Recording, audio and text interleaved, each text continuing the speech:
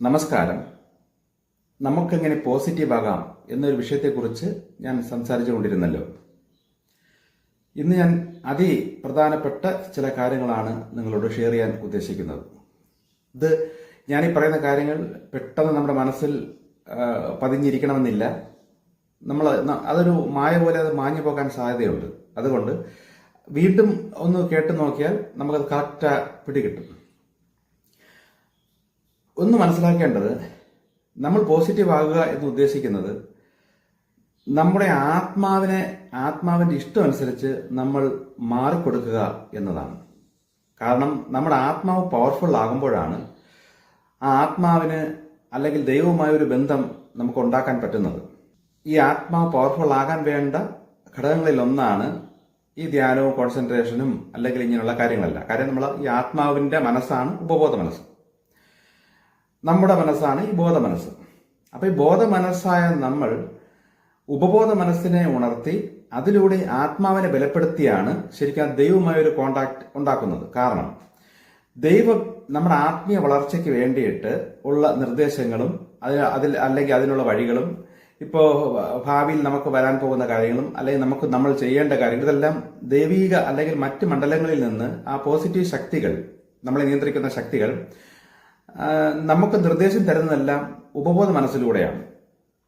ഇത് നമ്മൾ ആത്മാവ് ഗ്രഹിച്ചിട്ട് ഈ ആത്മാവ് ഇത് ബോധ മനസ്സുള്ള നമുക്ക് അല്ലെങ്കിൽ നിർദ്ദേശങ്ങൾ അവിടെ നിന്നോട്ട് നമുക്ക് നൽകും. ഇത് നൽകി അതനുസരിച്ച് നമ്മൾ ഭൂമിയിൽ ഓരോ കാര്യങ്ങൾ ചെയ്താൽ മാത്രമേ ആത്മാവിന്റെ ഇഷ്ടമനുസരിച്ച് നമ്മൾ പോകുന്നു എന്ന് പറയാൻ പറ്റുള്ളൂ.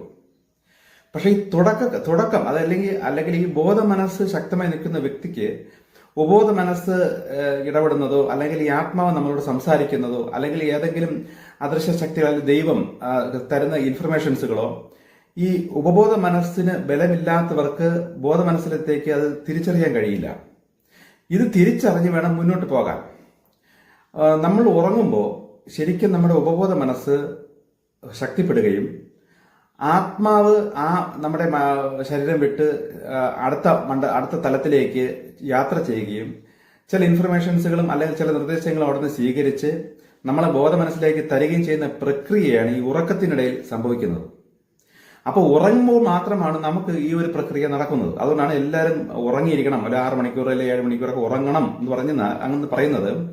ആ ഉറങ്ങിയാൽ മാത്രമേ ആത്മാവിന് അല്ലെങ്കിൽ ഉപബോധ മനസ്സിലൂടെ ശരിക്കും നാളെ അല്ലെങ്കിൽ നമ്മൾ എന്ത് ചെയ്യണം, എങ്ങനെ ചെയ്യണം എന്നുള്ള നിർദ്ദേശങ്ങളൊക്കെ നമുക്ക് തരാൻ പറ്റുകയുള്ളൂ. ശരിക്കും പറഞ്ഞാൽ ഇതനുസരിച്ചാണ് നമ്മൾ മുന്നോട്ട് പോകുന്നത്. പക്ഷേ നമ്മൾ ഈ പ്രക്രിയ നമ്മൾ തിരിച്ചറിയുന്നില്ല. ഉപബോധ മനസ്സിലൂടെ കിട്ടുന്ന ഇൻഫർമേഷൻസുകൾ ഉറങ്ങുമ്പോഴല്ലാതെ ഉണർന്നിരിക്കുമ്പോഴും നമുക്ക് ധ്യാനത്തിലൂടെ അല്ലെങ്കിൽ കോൺസെൻട്രേഷനിലൂടെ നമുക്ക് തിരിച്ചറിഞ്ഞ് മുന്നോട്ട് പോകാൻ പറ്റും. അങ്ങനെ പോയി വരുമ്പോഴാണ് ശരിക്കും നമ്മൾ ബോധത്തിലിരിക്കുമ്പോൾ തന്നെ ആ ദൈവവുമായ ഒരു കോണ്ടാക്ട് അല്ലെങ്കിൽ പ്രപഞ്ചവുമായ ഒരു ഇഴുകിച്ചേരലിലൂടെ നമ്മൾ മുന്നോട്ട് പോകുന്നത്. ആദ്യം ഈ ഇഴുകിച്ചേരൽ നടക്കാൻ ഭയങ്കര ബുദ്ധിമുട്ടാണ്. കാരണം നമ്മൾ ബോധ മനസ്സ് ഒട്ടുമേ ശക്തി കാണില്ല. അതിനെ ശക്തിപ്പെടുത്തി കഴിഞ്ഞാൽ ആത്മാവ് നമ്മളെ നിയന്ത്രിക്കുന്ന അനുസരിച്ചേ നമുക്ക് മുന്നോട്ട് പോകാൻ പറ്റുകയുള്ളൂ. തുടക്കക്കാർക്ക് ഈ ഒരു കണക്ഷൻ കിട്ടുന്നത് വരെ ഈ ആത്മാവിന്റെ ഇഷ്ടമനുസരിച്ച് അല്ലെങ്കിൽ ദൈവത്തിന്റെ ഇഷ്ടമനുസരിച്ച് ജീവിക്കുക കുറച്ച് പ്രയാസമാണ്.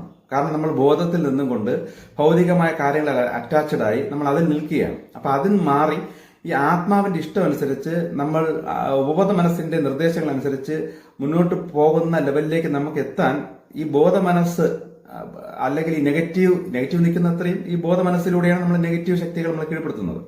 അതിനെ ജയിച്ച് വരാൻ ഇത്തിരി പ്രയാസമാണ്.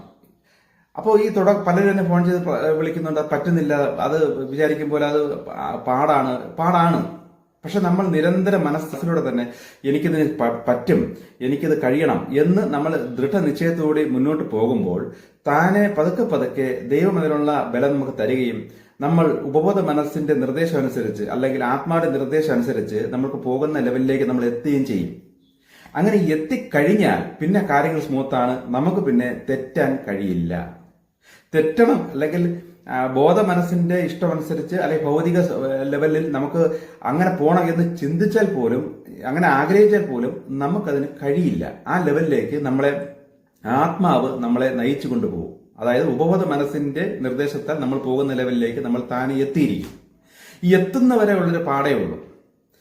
ഈ എത്തുക എന്ന് പറയുന്നത് ഒരു ചെടി വളർന്ന് അത് വലുതായി അത് കായ്ഫലം തരുന്ന ലെവലിലേക്ക് എത്തുക എന്നതിന് തുല്യമായി നമുക്ക് കണക്കാക്കാം. അങ്ങനെ ആയി വരുന്ന ഒരു ലെവലിലേക്ക് ആ ചെടിക്ക് നമുക്ക് വെള്ളം മാത്രം ഒഴിച്ചാൽ പോരാ, നമുക്ക് വളം മാത്രം ഇട്ടാൽ പോരാ, സൂര്യപ്രകാശം മാത്രം കിട്ടിയാൽ പോരാ, പല തരം വളങ്ങളും അല്ലെങ്കിൽ ആ മണ്ണിൽ വേണ്ട പല കാര്യങ്ങളും ഒക്കെ കിട്ടി എല്ലാം കൂടെ ചേർന്നാൽ മാത്രമേ ആ ചെടി വളർന്ന് വരികയുള്ളൂ. ഇതുപോലെ നമ്മൾ ആത്മാവിനും ഈ പല പല ഘടകങ്ങൾ ചേർന്നാണ് നമ്മൾ ദൈവത്തിലോട്ട് എത്തുന്നത്. ഈ ധ്യാനം അല്ലെങ്കിൽ മെഡിറ്റേഷൻ ഇത് ചെയ്യുന്നത് ചെടിയുടെ മൂട്ടിൽ നിരന്തരം വെള്ളം മാത്രം ഒഴിച്ചുകൊണ്ടിരിക്കുന്ന ഒരു അവസ്ഥയാണ്. പക്ഷെ മണ്ണുണ്ട്, മണ്ണിൽ വളമില്ല, സൂര്യപ്രകാശം നേരെ കിട്ടുന്നില്ല. ഇങ്ങനെ ഒരു അവസ്ഥയിൽ നിൽക്കുന്ന ചെടിയിൽ നമ്മൾ നിത്യനമി മുടങ്ങാതെ ക്രമം വെച്ച് വെള്ളം മാത്രം ഒഴിച്ചുകൊണ്ടിരിക്കുന്നത് പോലെയാണ് നമ്മൾ ഈ ധ്യാനം മാത്രം ഡെയിലി അത് ചെയ്തുകൊണ്ടിരിക്കുന്നത്. വളരുന്നു എന്ന് ചോദിച്ചാൽ എന്തോ ഒരു വളർച്ച വരുന്നുണ്ട്, പക്ഷെ നമ്മൾ ഉദ്ദേശിക്കുന്ന ലെവലിൽ വളരില്ല. അപ്പൊ നമ്മൾ പോസിറ്റീവായി അല്ലെങ്കിൽ നമ്മൾ ആത്മാവ് ബലപ്പെടണം എന്നുണ്ടെങ്കിൽ പല പല ഘടകങ്ങൾ നമ്മൾ ഒന്നിച്ച് ചെയ്യേണ്ടിയിരിക്കുന്നു. അതിൽ ഒന്നാണ് ഈ പറയുന്നത് പോലെയുള്ള ധ്യാനം അല്ലെങ്കിൽ പ്രാർത്ഥന. ഇത് ഒരു ഘടകം. അടുത്തൊരു ഘടകം ശരിക്കും പ്രകാശം എന്ന് പറയുന്നത്, ആ ചെടിക്ക് പ്രകാശം വേണം എന്ന് പറയുന്നത് സത്യത്തെക്കുറിച്ചുള്ള അറിവ്, ഈ ജ്ഞാനം, നമ്മൾ ആത്മമണ്ഡലത്തിൽ നടക്കുന്ന ആ യഥാർത്ഥ കാര്യങ്ങൾ എന്തൊക്കെയാണ് എന്നുള്ള അറിവും ഇതാണ് ഈ പ്രകാശം എന്ന് പറയുന്ന കാര്യങ്ങൾ. ഇനി ഇത് അടുത്തൊരു ഘടകം എന്ന് പറയുന്നത് നമ്മൾ എന്തൊക്കെയാണോ നമ്മൾ അറിയുന്ന കാര്യങ്ങൾ അത് ജീവിതത്തിൽ നിവർത്തിച്ചു കൊണ്ടുപോവുക. അപ്പൊ അടുത്ത ഘടകമായി ഇങ്ങനെ പല പല കാര്യങ്ങൾ ചേർന്ന് പോയാൽ മാത്രമേ നമുക്ക് ഒരു ചെടി വളർന്ന് ഫലം തരുന്നത് പോലെ നമ്മൾ ഒരു ഫലത്തിലേക്ക് എത്തുകയുള്ളൂ. ആ നെഗറ്റീവ് ശക്തികൾ എന്താണ് ചെയ്യുന്നത് വെച്ചാൽ നമ്മുടെ മനസ്സിനെ സ്വാധീനിച്ചിട്ട് ഏതെങ്കിലും ഒരു ഭാഗത്ത് ദൈവമായി അടുക്കാതിരിക്കാൻ വേണ്ടി നമ്മളെ ഭൗതികത്തിലോട്ട് പ്രലോഭനം ചെയ്തുകൊണ്ടേയിരിക്കും. ഇപ്പോൾ ഞാൻ പോസിറ്റീവ് ആകാൻ വേണ്ടി പറയുന്ന പല പല ഘടകങ്ങളിൽ ഒരു മെയിൻ ഘടകമാണ് അറ്റാച്ച്മെന്റ്. നമ്മുടെ ആത്മാവിന് ശരിക്കും പറഞ്ഞാൽ ഭൂമിയിൽ ആരുമായി ഒരു അറ്റാച്ച്മെന്റ് ഇല്ല. കാരണം ആത്മാവ് എപ്പോഴും ഒറ്റയ്ക്കാണ്. ഈ ആത്മാവ് പല പല ആവർത്തി നമ്മൾ ഭൂമിയിലും അല്ലെങ്കിൽ പല ജീവജാലങ്ങളിലൊക്കെ വന്ന് അല്ലെങ്കിൽ പല സ്ഥലങ്ങളിലൊക്കെ വന്ന് ഇപ്പോൾ മനുഷ്യജന്മമായി നിൽക്കുമ്പോൾ ആത്മാവിന് എത്രയും പെട്ടെന്ന് ബാക്കിയും കൂടി പഠിക്കാനുള്ളത് പഠിച്ച് പൂർണ്ണതയിലെത്തി ദൈവത്തിലേക്ക് എത്തുക, ഇത് മാത്രമേ ആത്മാവിന് ലക്ഷ്യമുള്ളൂ. പക്ഷെ ഈ ആത്മാവ് ഇരിക്കുന്ന നമ്മുടെ ബോധമനസ്സുള്ള ഈ ശരീരത്തിൽ ഇരിക്കുമ്പോൾ ഈ ശരീരത്തിലൂടെ യവൻ ബോധപ്രകാരം അത് മനസ്സിലാക്കി ആത്മാവിനെ മുന്നോട്ട് കൊണ്ട് പോകാത്ത കാലത്തോളം ഈ ആത്മാവിന് അകത്തിരുന്നും കൊണ്ട് ഒന്നും ചെയ്യാൻ പറ്റൂല, ഒന്നും പഠിക്കാനും പറ്റൂല. അപ്പൊ അത് മനസ്സിലാക്കി ഇതൊക്കെ മനസ്സിലാക്കി വേണം നമ്മളെ ആത്മാവിനെ സഹായിക്കാൻ. ഞാൻ നേരത്തെ പറഞ്ഞതുപോലെ നമ്മൾ അങ്ങോട്ട് സഹായിച്ച് ആത്മാവ് ഒരു ലെവലിലേക്ക് ഉയർന്നു കഴിഞ്ഞാൽ പിന്നെ ആത്മാവ് നമ്മളെ സഹായിച്ച് മുന്നോട്ട് കൊണ്ടുപോയിക്കൊണ്ടേയിരിക്കും. അങ്ങനെ വരുമ്പോൾ നമ്മുടെ നിമിത്തങ്ങളും കാര്യങ്ങളെല്ലാം ഫുൾ പോസിറ്റീവായി മാറിക്കൊണ്ടേയിരിക്കും. ആത്മാവ് പവർഫുൾ ആവുന്ന കാലം വരെയുള്ളൊരു പ്രയാസം ശരിക്കും പറഞ്ഞാൽ ഭൗതികത്തിൽ ബന്ധിക്കപ്പെട്ട് കിടക്കുന്നത് കൊണ്ട് അതിൽ നിന്ന് പൊട്ടിച്ച് പുറത്തു വരാൻ അല്പ പ്രയാസമായിരിക്കും. അതിലൊരു പ്രധാന ഘടകമാണ് ഞാൻ നേരത്തെ പറഞ്ഞ അറ്റാച്ച്മെന്റ്. അപ്പൊ ഈ അറ്റാച്ച്മെന്റിലൂടെയാണ് ശരിക്കും നമ്മൾ ആത്മീയ വളർച്ചയിലേക്ക് കൂടുതൽ എത്താത്തത്. ഈ അറ്റാച്ച്മെന്റ് എന്ന് പറയുമ്പോൾ ആഹാരത്തോടെ ആയിരിക്കാം, ചിലപ്പോൾ നമ്മുടെ തൊഴിലിനോടായിരിക്കാം, ചിലപ്പോൾ നമ്മുടെ ശരീരത്തോടായിരിക്കാം, ഇല്ലെങ്കിൽ നമ്മുടെ അച്ഛനോടായിരിക്കാം, മക്കളോടായിരിക്കാം, ആരുടെത്തെങ്കിലും ഒക്കെ നമ്മൾ അറ്റാച്ച്ഡ് ആയി പോകും. നമുക്ക് ഭൗതികത്തിൽ ഏതെങ്കിലും ഒരു മേഖലയിൽ അറ്റാച്ച്ഡ് ആയി കിടക്കുന്ന ഒരാൾക്ക് ആത്മീയ വളർച്ച സാധിക്കുകയില്ല. നമ്മൾ ഫാമിലി കാര്യങ്ങളെല്ലാം ഉള്ളവരായിരിക്കും. പക്ഷെ ഇതെല്ലാം ഒരു സൈഡിൽ വെച്ചിട്ട് ഇപ്പൊ ഉദാഹരണത്തിന് എൻ്റെ അച്ഛനായാലും അല്ലെങ്കിൽ മക്കളായാലും അല്ലെങ്കിൽ ഭാര്യയായാലും ആരായാലും ഇവരെല്ലാവരും ഓരോ ആത്മാക്കളാണെന്നും അവരും അവരുടെ പൂർണ്ണതയ്ക്ക് വേണ്ടി ദൈവം ഇവിടെ ഭൂമിയിൽ അയച്ചതാണെന്നും നമ്മൾ ആ സത്യം നമ്മൾ മനസ്സിലാക്കണം. അത് എപ്പോഴൊക്കെയോ അവർ വന്നു, ഇനി എപ്പോഴും വേണോ തിരിച്ചു പോകാം. നമ്മൾ അവരുടെ ഇടയിൽ ഒരു ലെവലിൽ ദൈവം നിർത്തിയിരിക്കുന്നു. കാര്യം ഇതൊക്കെ പഠിക്കാനായിട്ടും ആത്മീയ വളർച്ചയ്ക്ക് വേണ്ടിയിട്ടും നമുക്കൊരു മീഡിയംസ് വേണം. അതാണ് നമ്മൾ ഈ കാണുന്ന ഈ സമൂഹവും നമ്മുടെ ഈ ഭൂമിയും ഇതെല്ലാം അതിനുള്ള ഒരു മീഡിയമാണ്. അവിടെ ഒന്നും കൊണ്ടുപോയി പഠിക്കാൻ പറ്റുള്ളൂ. അപ്പൊ അതിനുവേണ്ടി ഭൂമിയിൽ വരുമ്പോൾ ഏതെങ്കിലും ഒരു മാതാപിതാക്കളിലൂടെ അല്ല അവരുടെ ഗർഭപാത്രത്തിലൂടെ നമുക്ക് ഭൂമിയിൽ വരാൻ പറ്റുള്ളൂ. അപ്പൊ അതിനുവേണ്ടി ദൈവം താൽക്കാലികമായി തിരഞ്ഞെടുത്ത നമ്മുടെ വരവിന് വേണ്ടി അല്ലെ ഈ ആത്മാവിന് ഭൂമിയിൽ വരാൻ വേണ്ടി ദൈവം തിരഞ്ഞെടുത്ത നമ്മുടെ അമ്മ എന്ന് വിചാരിക്കണം. അല്ലെങ്കിൽ അതിനുവേണ്ടി ദൈവം ഉപയോഗിച്ച ഒരാളാണ് നമ്മുടെ അച്ഛൻ എന്ന് നമ്മൾ മനസ്സിലാക്കണം. അതേപോലെ ഭൂമിയിൽ പലരും അല്ലെങ്കിൽ പല ആത്മാക്കളും വരാൻ വേണ്ടി ദൈവം നിയോഗിച്ച വ്യക്തികളാണ് നമ്മളും. അതുകൊണ്ടാണ് നമ്മളിലൂടെ അടുത്ത നമ്മളെ മക്കളും വരുന്നത്.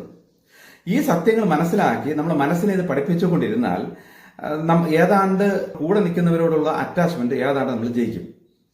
പിന്നെ കാശ്, പണം, ഇതിനൊക്കെ അറ്റാച്ച്ഡ് ആയിട്ട് പലരും നിൽപ്പുണ്ട്. നമ്മൾ ഏത് മേഖലയിലാണോ നമ്മുടെ മനസ്സ് അറ്റാച്ച്മെന്റായി കിടക്കുന്നത്, ആ മേഖലയിലൂടെ തിന്മയുടെ ശക്തികൾ അല്ലെങ്കിൽ നമ്മുടെ നെഗറ്റീവ് ശക്തികൾ നമ്മെ കീഴ്പ്പെടുത്തിക്കൊണ്ടേയിരിക്കും. കാരണം ഞാൻ പറഞ്ഞല്ലോ, ആത്മീയമായി വളരാതിരിക്കാൻ ശ്രമിക്കുന്ന കുറെ ശക്തികൾ നമുക്ക് ചുറ്റുമുണ്ട്. ഇവർ നമ്മെ പ്രലോഭിപ്പിച്ച് നമ്മളെ കൂടുതൽ നെഗറ്റീവ് ആയിക്കൊണ്ടേയിരിക്കും. ഇവർ എന്തിനാണ് നമ്മളെ നെഗറ്റീവ് ആക്കുന്നതെന്ന് വെച്ചാൽ, നമ്മൾ എത്രത്തോളം നെഗറ്റീവ് ആകുന്നു അത്രത്തോളം ഇവർക്ക് പവർഫുള്ളായി നമ്മളെ കൂടെ ഇരിക്കാം. അപ്പൊ അവർ മാക്സിമം നമ്മളെ പ്രലോഭിപ്പിച്ച് നെഗറ്റീവിലോട്ട് കൊണ്ട് പോകും തോറും നമ്മളിൽ ഇരിക്കുന്ന അല്ലെ നമ്മളിൽ അടിഞ്ഞുകൂടി വലിഞ്ഞു കയറിയിരിക്കുന്ന നെഗറ്റീവ് ശക്തികൾ അത്രത്തോളം ബലപ്പെട്ടിരിക്കും. അതിനുവേണ്ടി അവർ മാക്സിമം നമ്മളെ പ്രലോഭനം അല്ലെ ഈ രീതിയിലേക്ക് നമ്മളെ വലിച്ചിട്ടുകൊണ്ടേയിരിക്കും. അറ്റാച്ച്മെന്റുകൾ ഉള്ള കാര്യത്തിലോട്ട് നമ്മളെ കൂടുതൽ നമ്മളെ കുരുക്കി, ഒരു കെണി പോലെ നമ്മളെ കുരുക്കിക്കൊണ്ടിരിക്കും. അപ്പൊ നമ്മൾ എന്ത് ചെയ്യണമെന്ന് വെച്ചാൽ, ഇങ്ങനെയുള്ള കാര്യങ്ങളെല്ലാം മനസ്സിലാക്കി എന്റെ ആത്മാവ് സ്വതന്ത്രനാണ്. ഇത് ആരുമായിട്ട് അറ്റാച്ച്മെന്റ് അല്ല. ആത്മാവിന് അറ്റാച്ച്മെന്റ് ശരിക്കും പറഞ്ഞാൽ ദൈവത്തോട് മാത്രമേ ഉള്ളൂ എന്ന സത്യം മനസ്സിലാക്കിയിട്ട് നമ്മളെ മനസ്സിനെ തന്നെ നമ്മൾ പല ആവർത്തി പറഞ്ഞതങ്ങ് പഠിപ്പിക്കണം. അപ്പൊ അങ്ങനെ ഇപ്പോഴേ പഠിപ്പിച്ച് തുടങ്ങിയാൽ ഇത് ദൈവം എനിക്ക് പറഞ്ഞ കണക്കെന്ന് വെച്ചാൽ, ഒരു കാര്യം നമ്മൾ പഠിപ്പിക്കുന്നത് 1000 വട്ടമെങ്കിലും നമ്മളെ മനസ്സിനെ തന്നെ പറഞ്ഞ് പഠിപ്പിച്ചാലേ അത് നമ്മളെ മനസ്സിൽ പതിഞ്ഞു വരികയുള്ളൂ. അപ്പൊ അതായത് നമ്മൾ ചുരുക്കം പറഞ്ഞ ഒരു ദിവസം പല ആവർത്തി ഈ മേഖല ഇതിനെക്കുറിച്ച് ചിന്തിക്കണം. ഞാൻ ആരുമായിട്ട് അറ്റാച്ച്ഡ് അല്ല, ഇതെല്ലാം താൽക്കാലികമാണ്. എന്നാൽ കടമയുണ്ട്. കാര്യം ഭൂമിയിൽ നമ്മൾ വരികയും നമ്മളെ ഇത്രമേലാക്കിയെടുത്ത് നമ്മൾ മാതാപിതാക്കളോടെല്ലാം കടമ ചെയ്യണം. പക്ഷെ അറ്റാച്ച്ഡ് ആയി പോകരുത്. അവർ മരിച്ചാൽ അയ്യോ ഞാനെങ്ങനെ ജീവിക്കും, അല്ലെ എന്റെ മക്കള് പോയാൽ ഞാൻ എങ്ങനെ ജീവിക്കും, അവരില്ലെങ്കിൽ ഞാനെങ്ങനെ, ഇങ്ങനെയുള്ള ആ ഒരു ഇത് നമ്മളുടെ മനസ്സ് വീണു പോകരുത്. നാളെ അവരെന്നെ നോക്കും, അതിനുവേണ്ടി നമ്മൾ ഇങ്ങനെ ചെയ്യണം, അങ്ങനെയൊന്നുമില്ല. നമ്മളെ നോക്കുന്നത് ദൈവമാണ്. ആ സൃഷ്ടാവ ദൈവം ഏതെങ്കിലും വഴിയിലൂടെ ഏതെങ്കിലും നിമിത്തങ്ങൾ പ്ലാൻ ചെയ്ത് നമ്മുടെ ഭാവി ആ ദൈവം നോക്കിക്കൊള്ളും. അപ്പൊ നാളത്തെക്കുറിച്ചും ചിന്തയിൽ അറ്റാച്ച്ഡ് ആവരുത്. നമ്മുടെ അന്നുള്ള കാര്യങ്ങൾ നമ്മൾ പെർഫെക്റ്റായി ചെയ്യുക, മുന്നോട്ട് പോയിക്കൊണ്ടിരിക്കുക. പിന്നത്തെ കാര്യം നടന്നോളും. പക്ഷെ ഈ അന്നുള്ള കാര്യത്തിലേക്ക് നമുക്ക് തെറ്റുകളോ മണ്ടത്തരങ്ങളോ പറ്റരുത്. നമ്മൾ ചെയ്യേണ്ട കാര്യങ്ങൾ ഓരോ ദിവസവും പെർഫെക്റ്റായി നമ്മൾ നോക്കിയും കണ്ട് പ്ലാൻ ചെയ്ത് മുന്നോട്ട് പോയാൽ നമ്മുടെ നാളത്തെ കാര്യം ഓക്കെ ആയിരിക്കും. നിമിത്തങ്ങൾ വഴി അതിനുള്ള വഴികൾ നമ്മളിലേക്ക് ദൈവം തന്നുകൊണ്ടേയിരിക്കും. കാരണം നമ്മൾ ആത്മാവ് പവർഫുൾ ആയി കഴിഞ്ഞാൽ പിന്നെ ആത്മാവ് നമ്മളെ നയിച്ചുകൊണ്ട് പോകും. ചുരുക്കം പറഞ്ഞ ആ സമയത്ത് നമ്മൾ ചെറിയൊരു അമാനുഷികനായി മാറുകയും, ഓരോരുത്തർക്കും അവരുടെ ഉള്ളിൽ ഒരു അമാനുഷികത ഒളിഞ്ഞിരിപ്പുണ്ട്. ആത്മാവ് പൂർണ്ണമായി നമ്മളെ നയിക്കുന്ന ലെവലിൽ എത്തിയാൽ നമ്മളൊരു അമാനുഷികരായി മാറും. ദൈവം തന്നെയാണ് ആ ടെക്നിക്ക് പറഞ്ഞത്. തിരിച്ചു പറ, മനസ്സിനോട് തിരിച്ചു പറ. ഏത് മേഖലയിലാണോ നമ്മൾ അറ്റാച്ച്ഡായി വിഷമിക്കുന്നത് അല്ലെങ്കിൽ ഉത്കണ്ഠപ്പെട്ടിരിക്കുന്നത്, ആ മേഖല അത് പോസിറ്റീവ് ആക്കിക്കൊണ്ട് നമ്മളെ മനസ്സിനോട് നമ്മൾ തിരിച്ചു പറയണം. അങ്ങനെയല്ല, അത് കിട്ടും, ദൈവം തരും. അങ്ങനെ നമ്മൾ പറഞ്ഞ് ഈ അറ്റാച്ച്മെന്റ് മേഖല ഇതൊക്കെ അറ്റാച്ച്ഡ് ആണ്, ഇതിൽ നിന്ന് ഞാൻ വീണുപോകില്ല, ഈ ബന്ധത്തിൽ അറ്റാച്ച്ഡ് ആവില്ല, കാരണം ഞാൻ സ്വതന്ത്രനാണ്. ഇങ്ങനെ നമ്മുടെ മനസ്സിലെ നമ്മൾ പറഞ്ഞ് മുന്നോട്ട് പോകുമ്പോൾ നമുക്കതിന് കഴിയും. ഇങ്ങനെ കഴിഞ്ഞു വരുമ്പോൾ നമ്മുടെ നാളത്തെ കാര്യങ്ങളും പിന്നെ മുന്നോട്ടുള്ള തടസ്സങ്ങളെല്ലാം താനെ മാറിപ്പോയിക്കൊണ്ടേയിരിക്കും. ഒന്നുകൂടെ പറയാം, നമ്മളെ നെഗറ്റീവ് ശക്തികൾ ഏതെങ്കിലും മേഖലകളിൽ എവിടെയെങ്കിലും നമ്മളെ അറ്റാച്ച്ഡ് ആക്കി വെച്ചിരിക്കും. ചിലപ്പോൾ നമ്മുടെ നാളത്തെക്കുറിച്ചുള്ള ചിന്തകളിലായിരിക്കും, അല്ലെങ്കിൽ നമ്മുടെ മക്കളിലായിരിക്കും, അല്ലെങ്കിൽ മാതാപിതാക്കളിലായിരിക്കും, എവിടെയെങ്കിലും നമ്മുടെ മനസ്സിന് അല്ലെങ്കിൽ നമ്മുടെ തൊഴിലിലായിരിക്കും. അപ്പൊ ദൈവത്തെക്കാൾ കൂടുതലായിട്ട് നമ്മൾ എന്തിനെയാണോ അധികം സ്നേഹിക്കുന്നത്, അതാണ് ശരിക്കും അറ്റാച്ച്മെന്റ് എന്ന് പറയുന്നത്. ദൈവമായിരിക്കണം ഫസ്റ്റ്, ബാക്കിയെല്ലാം അതിന് പിറകെ ദൈവം നമുക്ക് തന്നത്, അല്ലെങ്കിൽ അത് താൽക്കാലികമായി കിട്ടിയത് എന്ന് മനസ്സിലാക്കി ഈ ദൈവത്തെ മാത്രം മുറുകെ പിടിച്ചുകൊണ്ട് നമ്മുടെ ബാക്കിയെല്ലാം ദൈവം നോക്കിക്കൊള്ളും എന്ന് പറഞ്ഞ് ഈ പിന്നീടുള്ള കാര്യങ്ങളെല്ലാം നമ്മുടെ മനസ്സിൽ നിന്ന് തന്നെ നമ്മൾ തന്നെ പറഞ്ഞ് പഠിപ്പിച്ച് ആ അറ്റാച്ച്മെന്റ് കട്ട് ചെയ്യുക. നമ്മൾ എങ്ങനെ പോസിറ്റീവ് ആകാം എന്നതിന്റെ ഒരു ഭാഗം, ഒരു ചെറിയൊരു കാര്യം, ബാക്കിയുള്ളത് അടുത്തതിൽ. ഓക്കെ.